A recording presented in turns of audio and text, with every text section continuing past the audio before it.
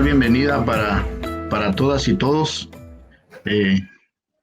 Vamos a dar inicio a este club de lectura virtual en nombre de Biblioteca Central de la Universidad de San Carlos de Guatemala.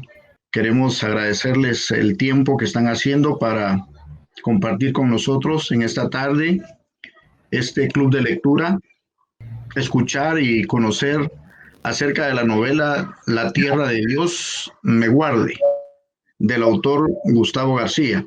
Gustavo García es poeta y escritor guatemalteco, licenciado en Sociología por la Universidad de San Carlos de Guatemala y tiene una especialización en enseñanza de las ciencias sociales.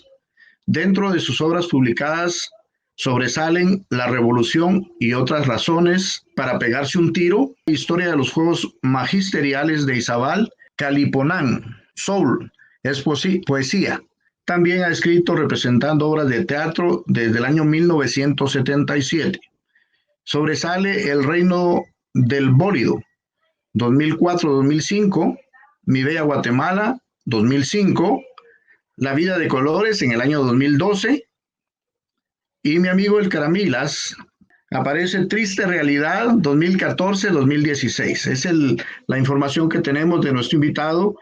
Sin mayor preámbulo, queremos dejarlo en el uso de la palabra, estimado licenciado, para que usted nos haga el favor de comentarnos su texto. La tecnología no nos ahogue más la fiesta. De todas formas, les agradezco que ustedes tengan la buena disposición, paciencia y disciplina para seguir aquí.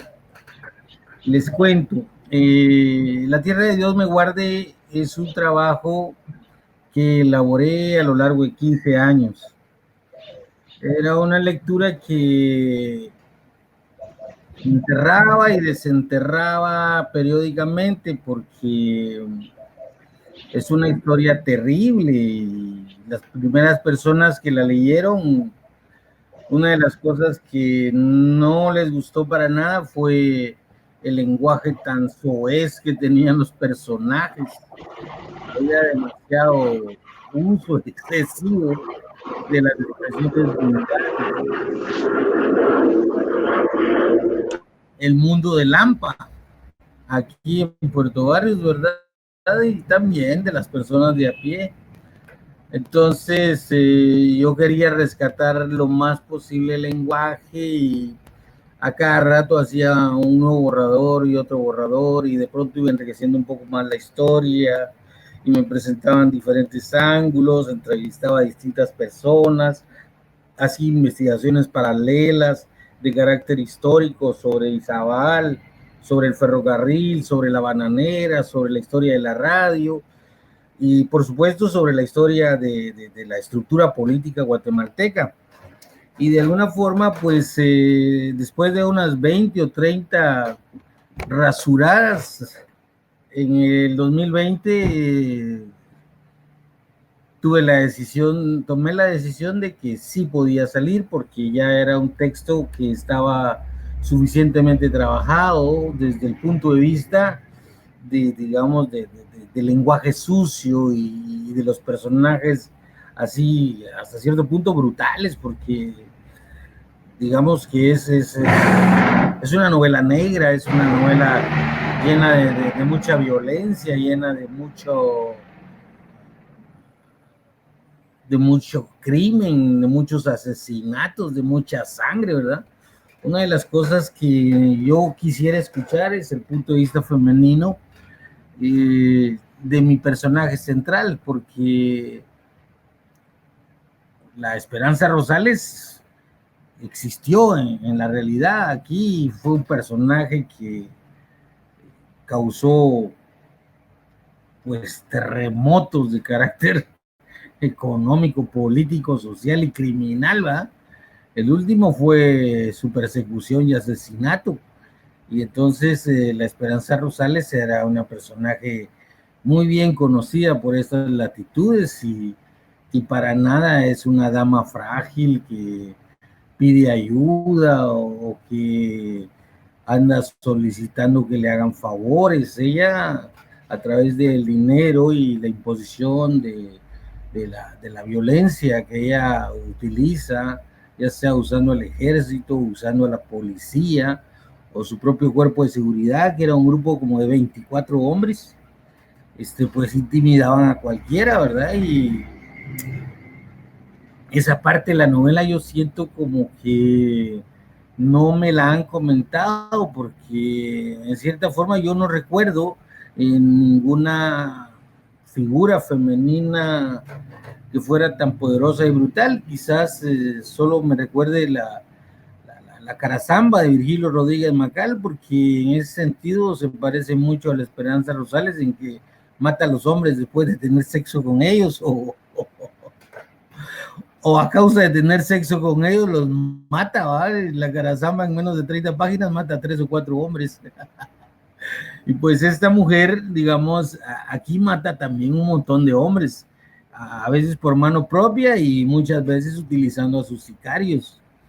Y la verdad es que yo la conocí y era una persona que causaba cierta clase de impacto emocional, ¿verdad? Por su rostro, por sus ojos especialmente lo hacían sentir incómodo a uno, ¿verdad? Eran así como dos círculos negros, ¿verdad? Así bien hundidos y, y era incómodo mirarla a la señora a los ojos. Y entonces me llamó mucho la atención su historia y fui reconstruyéndola a partir de la misma historia de Puerto Barrios y de la misma historia de el crimen político, ¿verdad? Porque nosotros sabemos que ya sea el crimen desde la delincuencia juvenil, el crimen desde, digamos, los grupos organizados, las pandillas, luego las maras, todo está controlado por el aparato de Estado, ¿eh? Y si realmente hubiera una intención de desaparecer el crimen, ya hace rato lo hubieran hecho, ¿eh? Pero el crimen de alguna forma es una especie de sustentación de los aparatos de represión de fuerza del Estado, especialmente los paraestatales y los que se mueven en la sombra. Entonces, la existencia de una mujer con esa clase de poderes y de capacidades para ir en contra de las autoridades y de las personas individuales y también de las instituciones, y solo un suprapoder mucho más grande que ella la pudo tener, y en ese sentido pues yo lo tengo bien claro, ¿verdad? Fue el Casifa a través de sus redes oscuras el que la mandó a matar, ¿verdad? Porque ella atentó al poder económico político más fuerte del país y de la región con eso de haberle hecho un robo a este grupo de personas, ¿verdad? Entonces, la historia en sí me parecía fascinante desde el punto de vista de que era una mujer muy fuerte, y entonces yo traté de construir una historia con cierta coherencia para darle alguna clase como de contexto a ese personaje. Por supuesto, que naciera en el medio del polvorín que se convirtió Centroamérica en los años 60 y 70 me dio pie para definirla como una hija de la violencia política regional, pues, y una hija de la violencia política regional desde el enfoque machista, ¿verdad? Desde el enfoque de los caudillos centroamericanos, ¿verdad? Todos los militares, paramilitares o guerrilleros que tuvieron acción política económica en Centroamérica a lo largo de los años 60, 70 y 80, ¿verdad? Estamos hablando de los Somoza en Nicaragua, estamos hablando de Duarte en El Salvador, estamos hablando de Lucas, Chelo, Arana en Guatemala, estamos hablando de, pues, el mismo caudillo de Panamá, ¿verdad?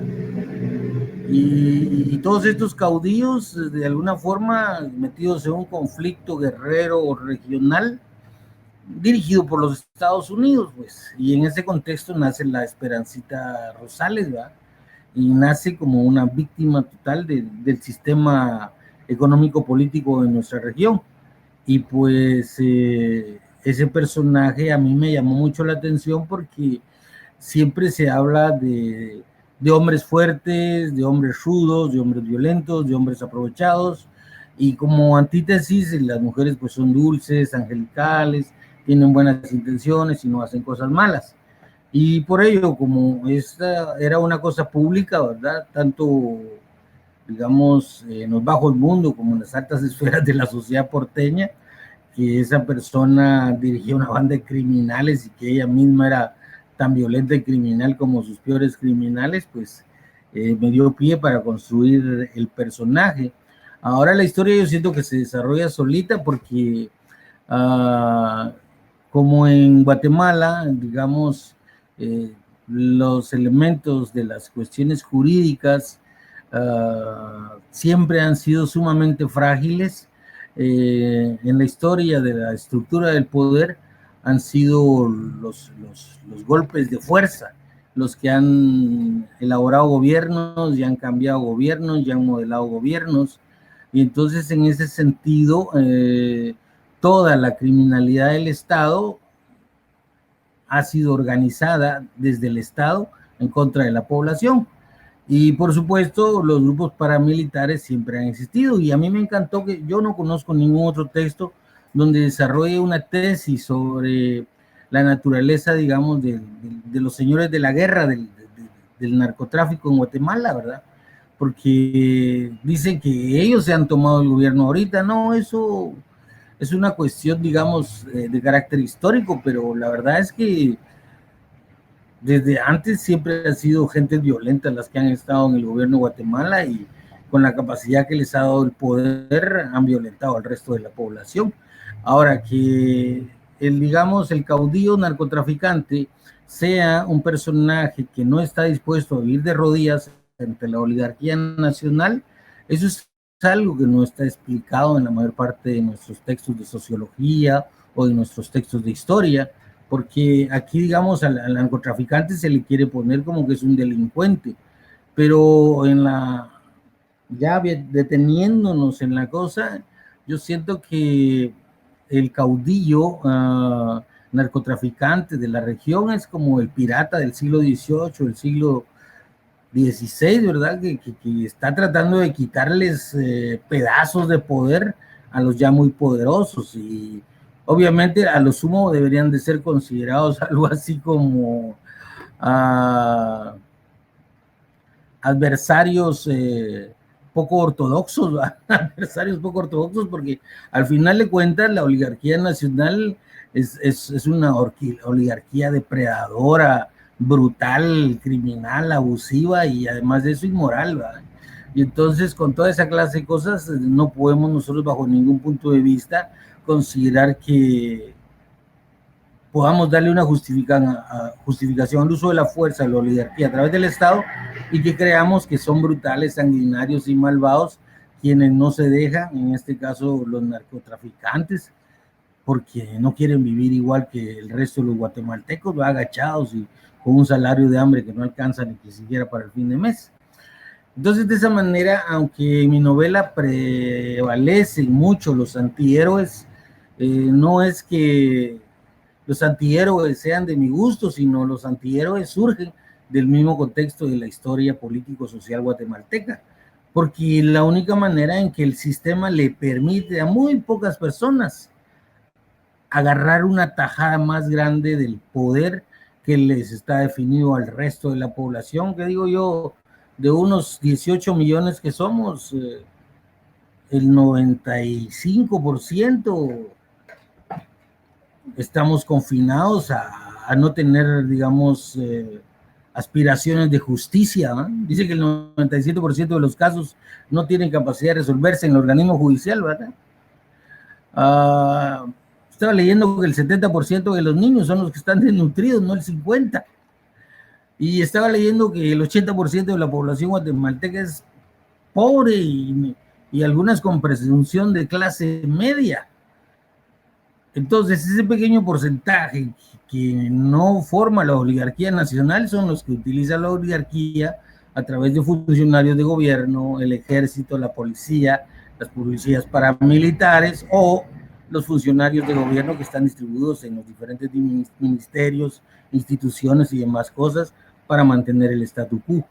Y en ese sentido, pues al final de cuentas, La Tierra de Dios me guarde es una denuncia, ¿verdad? Una denuncia porque eso no lo puedo escribir en los periódicos, no me dejan, no lo puedo hablar en la televisión, no me dejan, no lo puedo poner en revistas, no me dejan. Es más, ni siquiera en la internet lo puedo poner porque, digamos, las redes sociales tienen cierta clase de restricciones y hay determinada clase de historias, mensajes o lenguajes que son prohibidos y le coartan a uno hasta ahí su capacidad de libertad de expresión. Por ende, en este caso, utilicé todo el recurso posible a través del lenguaje narrativo de La Tierra de Dios me guarde para hablar sobre lo dramático y hasta cierto punto horroroso, que es en este caso la vida de algunos personajes en la provincia del país, que de alguna forma están lejos de la justicia social guatemalteca y de alguna forma abandonados de Dios. Con esto concluyo mi participación y quisiera dar pie para que algunos de ustedes me hicieran preguntas o respuestas sobre lo leído en la novela o sobre lo que acabo de exponer yo. Muchas gracias.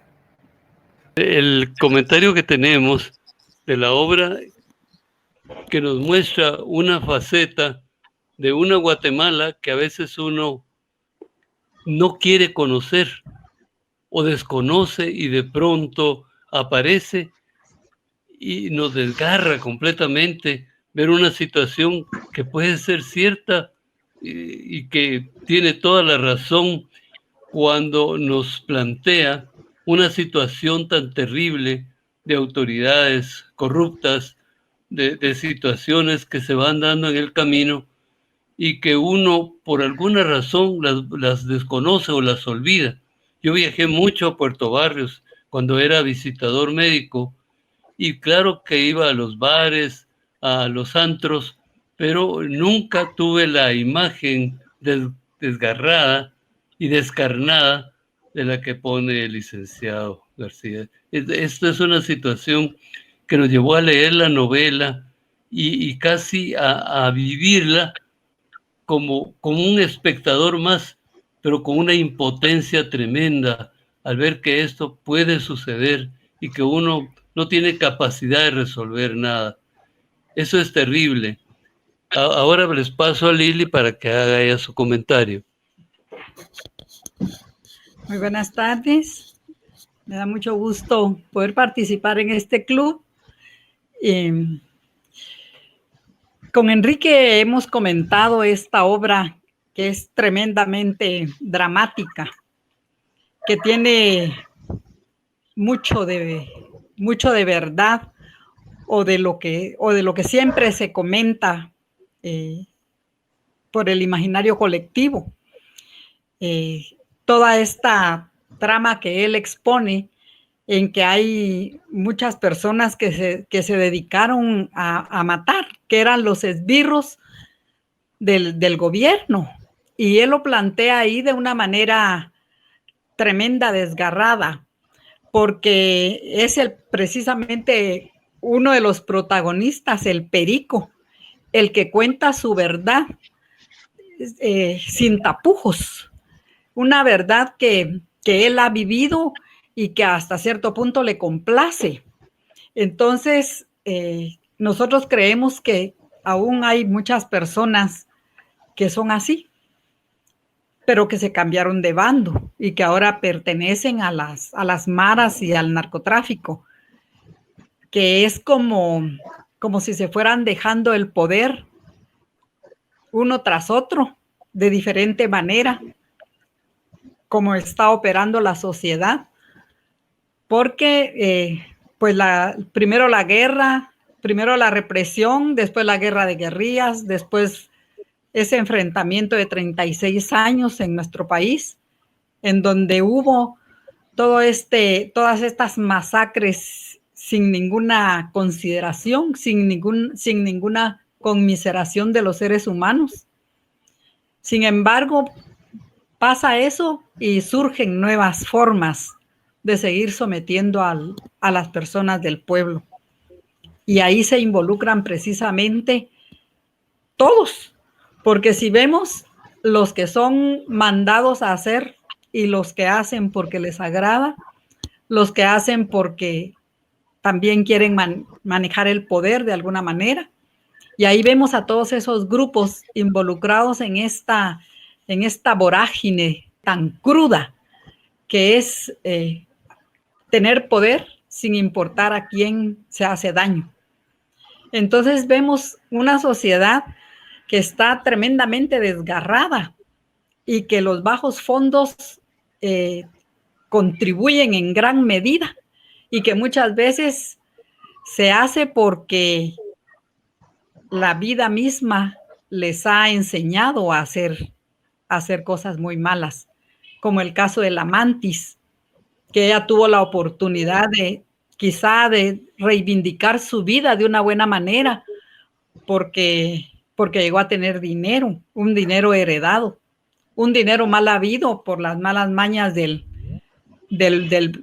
papá, del muchacho que también fue su amante, pero porque ella no tenía para dónde ir.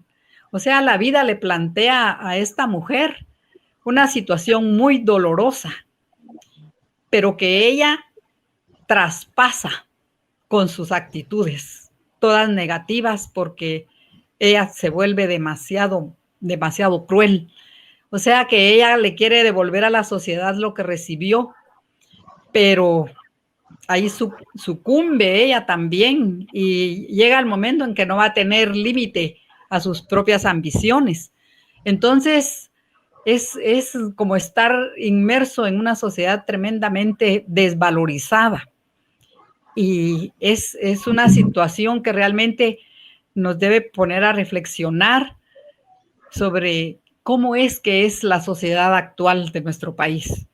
Y realmente es como poner un alto y decir hacia dónde vamos como sociedad, pero no solo Guatemala, porque en todo el mundo se viven estas situaciones. De la trata de personas está al día. Toda esta situación que está pasando actualmente, esas grandes cantidades de personas que caminan hacia Estados Unidos en busca del sueño americano. ¿Por qué lo hacen? ¿Quién los está dirigiendo? ¿Qué es lo que sucede con todas esas personas? O sea, la desvalorización del ser humano está cada día más a la orden del día. Y creo que esta obra es una obra que realmente nos debe hacer reflexionar y conocer el pasado para mejorar el futuro, en el sentido de no volver a cometer los mismos errores. Es un punto de partida, aunque eso es un poco difícil. Yo siempre he pensado que para mejorar la vida, cada ser humano debe pensar y cambiar, empezando por sí mismo, para compartir mejores actitudes frente a la vida. Felicitar primero al licenciado por la obra. Como él bien lo decía, hay una denuncia muy fuerte, hay una denuncia ahí clara de la situación política del país, que no solo ha sido actual, sino también desde mucho tiempo atrás. Valoro mucho esta recopilación histórica que ha hecho para darle realismo al libro. Con relación al personaje principal, con relación a Esperanza, yo no justifico sus fechorías, pero sí considero que ella al final es víctima de la injusticia social. Y yo lo comentaba también antes de que se conectara, que yo veía esa relación con Carazamba, me gusta ese personaje fuerte, y realmente es una víctima del contexto histórico, de la pobreza desde niña, cómo ella sufrió y cómo tuvo que ir aprendiendo a sobrevivir. Luego, cómo este personaje también fue víctima de los engaños y del machismo, fue víctima también de los malos amores, y al final la llevaron a actuar como ella actuaba. Yo tenía la duda, usted ya la resolvió, si estaba basado en un personaje real o en algo real, y me sorprende que se dé este tipo de situaciones y que a veces parece que están ocultas o no tenemos la capacidad de verlas, pero que ahí están. Y esta novela nos abre hacia esa denuncia social, hacia conocer cómo se da la situación en Oriente, y no solo en Oriente, sino en yo estoy aquí en Occidente y también se ve todo este tipo de atrocidades. Y me encantó el trabajo que se hizo con el personaje femenino. Creo que está bien trabajado, muy bien estructurado, y a mí no me queda más que felicitarlo por esta novela tan bonita y tan llena de denuncias, que es lo que hace falta ahora en el país. Gracias. Yo creo que, como había dicho anteriormente, ese personaje femenino es producto de una sociedad violenta. Desde el momento en que le descuartizan al padre en la guerra del Salvador, hasta el hecho de que ella tenga que sufrir en carne propia el abuso tanto del padre como del hijo. Del papá, cuando ella todavía era una niñita de apenas 9 años, la empieza a manosear el señor. Y luego, conforme ella va creciendo, es cada día peor, hasta el momento en que ella resulta embarazada y a puro golpe la hace abortar el hombre que la tenía en su casa. Entonces, ella es producto de esta sociedad de violencia. Y entonces ella se hace fuerte con cada golpe. Y entonces ella se va fortaleciendo con cada golpe y ella no tiene otra escuela que ser cada día peor como persona.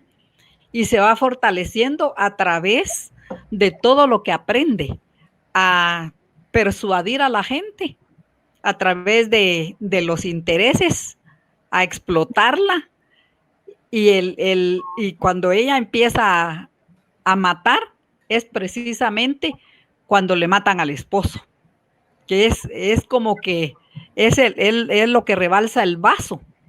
Ella ya se estaba nutriendo de muchas cosas negativas, porque igual cuando trabajó en la escuela, estaba con los maestros y luego empiezan a hablar mal de ella, sufre de la envidia y tantas cosas negativas que van sobre su propio ser, que la hacen convertirse en una mujer ruda, en una mujer cruel, y que cada golpe que ella ha recibido lo devuelve con creces y no le importa a quién, porque no tiene piedad de nada. Entonces ella es una mujer de las que hay muchas, pero que no se conocen, como en esta novela, que se plantea realmente cómo ella se va fortaleciendo cada día más, y el dinero, que es sumamente importante en este desempeño, porque ella arrebata lo que no se le da, lo arrebata, igual que los hombres, porque cuando el abogado ya no quiere nada con ella, le mata a la amante y lo descuartiza, lo mata a él de una mala manera porque lo deshacen. Y luego todo lo que ella va sufriendo, todos los desamores, también la hacen tener el coraje y mata a sus amantes. Entonces, ella es una mujer que es fuerte, pero de todo el lado negativo. Entonces, ella en algún momento sueña con ser una mujer respetada, pero nunca se le da. Entonces, se queda del lado negativo y lo rebasa. O sea, su personaje femenino, como dijeran las feministas actuales, pues se las cobra toditas, pero de muy mala manera. Y pues para mí es una mujer que rebasó todo, hasta el momento de su propia muerte. Ella todavía, en ese momento que estaba siendo ultrajada, todavía se atreve a ofrecerles el dinero, a comprarlos, diciéndoles que tiene dinero escondido. Pero entonces ella se muere en su ley, porque realmente nunca declina esa actitud irreverente como mujer, porque se supone que las mujeres muy débiles y fáciles de persuadir, pero resulta que no es tan así la cosa. Yo creo que en este asunto del feminismo y de esta mujer que rebasa todo, es precisamente porque ella es producto de lo que aprendió, porque cada ser humano es lo que han hecho de él y lo que le han enseñado a hacer. Entonces ella aprendió del lado negativo, todo lo negativo, porque todos sus maestros fueron varones. Entonces la vida le obligó a rebasarlo todo y a manejar el poder con lo que tenía a su alcance. Entonces es una mujer, es un personaje tremendamente desacralizado en toda la extensión de la palabra, pero que hasta el último momento de su vida mantuvo la actitud de fuerza y de poder. Entonces, yo creo que a lo largo de la historia hubo muchas mujeres que rebasaron con todo, que se atrevieron, pero que al final fueron muertas.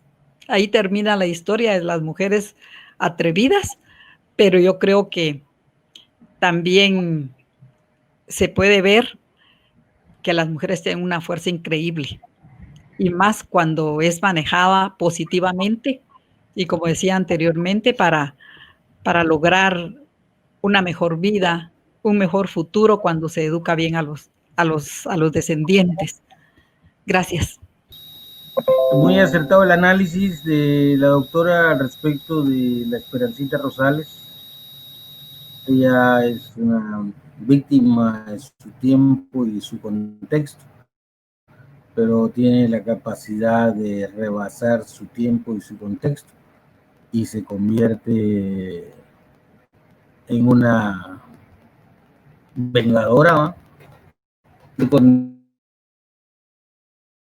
social, de género, de etnia, de, bueno, toda clase de escala social en la que se pueda medir la humanidad, ¿verdad? Porque sí yo no creo que ni siquiera en Guatemala hayan unas 10 esperanzas, ¿verdad? Porque me pareció que es una especie de, ¿cómo se llama? Como el nombre de la novela, ¿va? El nombre de la novela es un albur, porque Puerto Barrios sí definitivamente podría ser perfectamente el paraíso, ¿va? Aquí en las calles rebosan los árboles llenos de frutas y con la mano los puede uno agarrar los caimitos, los limones y los mangos. Es una tierra generosa, maravillosa, ¿va? Pero definitivamente está montada una estructura social terrible que nació con asesinos, ladrones, narcotraficantes, contrabandistas, prostitutas y un montón de políticos aprovechados, oportunistas, y definitivamente hay un Puerto Barrios amigable, generoso y alegre, y hay otro Puerto Barrios oscuro donde prevalece las drogas, el crimen y pues el uso de la fuerza para deshacerse del enemigo próximo, ¿verdad? Y pues yo estoy orgulloso de que en este caso haya tenido tiempo y posibilidad de escribir una novela como esta. Quizás lo único que debo decir es que pues tengo una deuda con Puerto Barrios. Tengo una deuda con Puerto Barrios porque me parece que escribí y podría reescribir La Tierra de Dios me guarde, tal vez con un poquito más de de escatología y un poco más de horror y un poco de hilos más macabros, porque hay más, pero me quiero dar un chance para hacer una novela fundacional. Yo siento que todos los años de oscuridad que nos han caracterizado como país, donde definitivamente solo a nivel de la capital y en ciertos círculos de la clase media y clase media alta se daban algunos activos literarios como los que surgieron en la época de los 60s y 70s y que pues hicieron aportes desde la visión urbana del mundo, del guatemalteco, ¿verdad? Yo pienso que todavía en el área de la provincia de Guatemalteca, que sé yo, Petén, Xela, Huehuetenango, San Marcos, en mi caso, en Puerto Barrios, hace falta algunos trabajos literarios. En este caso, pues, lo único que quiero agregar es que estoy pensando en trabajar en la precuela de esta novela. Y cuando digo la precuela es porque, si bien es cierto que esta novela se inscribe en unas 8 o 12 horas de plática entre Perico a principios del siglo XXI, realmente arranca despuesito de la Revolución, cuando ya Perico tiene cierta edad y obviamente adquiere un nivel de conciencia. Perico yo creo que nace como en 1930, 25 por ahí, ¿verdad? Como en el 30 nace. Entonces, la precuela trataría de explicar la parte bella de ese sueño que fue la construcción del Caribe Nacional. Y cuando digo la parte bella, quiero explicar noveladamente cómo se construye el Caribe Nacional. Porque por un lado, muchos de los pueblos que ahora existen y que son en cierta forma pueblos grandes, ¿verdad? Empezaron como estaciones de un tren, una estación de un tren sin gente, ¿va? Los amates no existían, no existía el rico, no existía la parte del rancho, no existía aquí, no existía Morales, no existía Cayuga, no existía Tenedores y por supuesto no existía Puerto Barrios, ¿verdad? Entonces quiero de alguna forma devolverle ese cariño, esa generosidad que me ha demostrado cierto sector de Puerto Barrios, porque aquí es donde me he venido a construir como escritor. Si bien es cierto que mi primer trabajo lo hice en 1997 con una antología que estábamos haciendo con algunos estudiantes de la universidad entre sociología y letras, entonces realmente no había arrancado mi vida de escritor hasta aquí cuando vine a Puerto Barrios, porque fue una especie como de compromiso y aquí publico desde 2003, que es la serie de cuentos La Tierra de Dios, la serie de cuentos La Revolución y otras razones para pegarse un tiro, hasta que es mi 10º libro, ¿verdad? Entonces he escrito y publicado, viviendo en Puerto Barrios, 10 libros. ¿Quién sabe qué magia tiene en Puerto Barrios para que yo tenga las circunstancias materiales, sociales y económicas para poder hacer mis libros? Porque les quiero contar que jamás me ha financiado ninguna institución del gobierno, ninguna institución de la iniciativa privada, y tampoco me ha financiado ninguna ONG. Todos mis libros yo los construyo con mis ideas y con mi plata. Muchas veces pagando así por partes. Acabo de terminar un libro y ya me lo sacaron de imprenta y ayer pagué la última parte, ¿vale?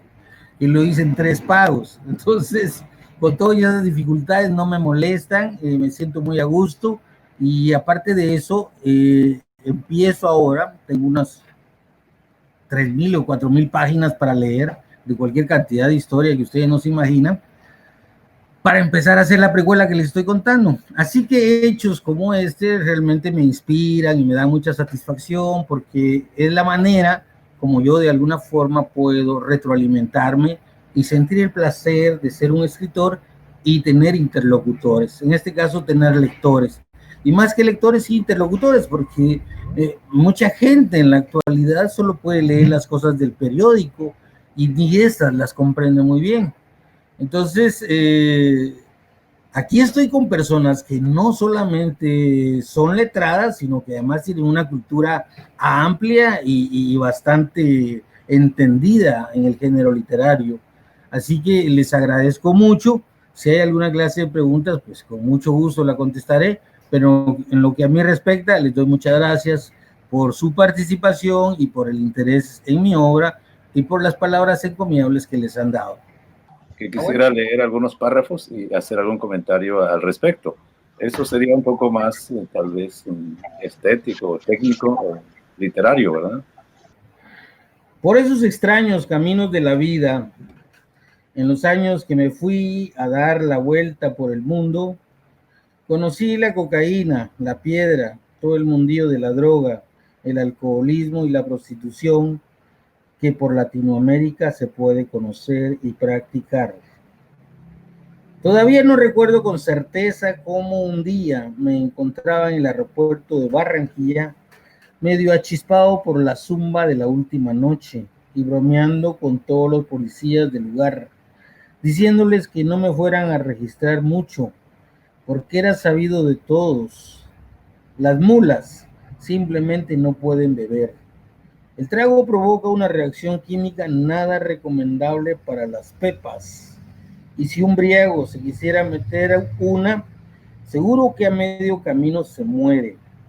Así que después de mamarles gallo a los trabajadores del aeropuerto de Barranquilla, como payaso ebrio me encontraba en un avión atravesando el Golfo de Darién, rumbo a la ciudad de Panamá. Y mientras volábamos pedía whisky dobles como obsesionado. La azafata me llevó los primeros dos con un dejo de alegría, pero el tercero y el cuarto ella tenía cierto aire de fastidio que desmitificó todas mis fantasías de que en los aviones las bebidas y las azafatas eran realmente alegres, como lo muestran en el cine. Beber en un avión es como chupar en cualquier otra cantina. En cuanto uno está pasado de copas, lo empiezan a chingar. Primero lo miran con cara de como la gran puta. Después lo dejan pasar el trago por reglas de la aviación internacional. Y por último, si uno causa escándalo por los efectos de las bebidas espirituosas, viene el copiloto y en calidad de sacabolos lo deja quieto a uno. Si no, recuerden al flamante exmandatario de Guatemala, Ramiro León Carpio, conocido por su grave propensión al trago, quien alguna vez viniendo de Sudamérica, era tal la borrachera que se manejaba que con todo y su rancia investidura de expresidente de la nación y viajando en primera clase, por poco lo botan del avión a medio mar.